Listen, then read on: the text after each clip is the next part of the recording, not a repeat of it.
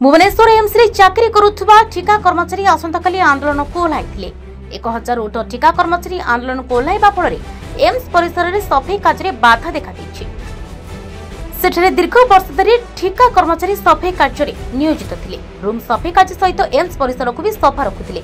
हेले अनेक दिनर दाबी को आज से एम्स मुख्य गेट सामने आंदोलन को ओह्लाइथिले। तांकर दाबी रही जे कार्यरत हॉस्पिटल अधिकारी विजय कुमार बारिक नेइथिबा 10,000 टंका फेरस्त करा जाऊ।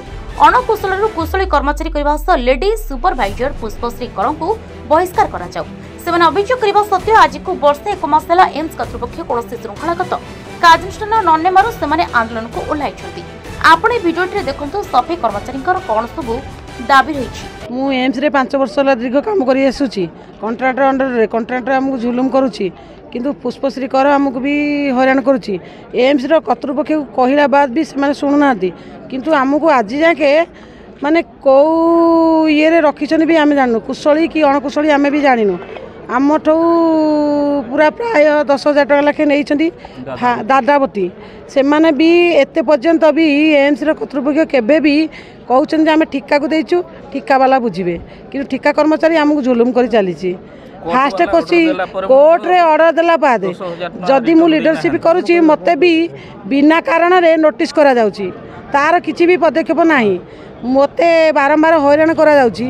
एटी आमे कर्तृपक्ष को जेहेतु जनइला बाद से माने किछि हमकु प्रत्युत्तर कर हमर जो ठिका संस्था बीआईएस आज को 13 मास हो गला से टेंडर नेलानी।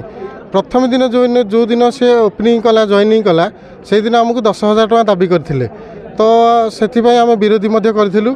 विरोधी कला पर भी बहुत एमती डायरेक्टर सार को भी आम जनईचु एमएस सार को जनईचु तार किसी पदक्षेप पड़ानी किसी पिला आमर सस्पेंड करके भी से प्रति पिला 10,000 टका लाखे आमर विजय कुमार बारिक जी अच्छा डीओएम सी बर्तमान नहीं सारी तो आम दाबी रखीचु से पैसाटा आमको फेरस्त कर दि जाऊ।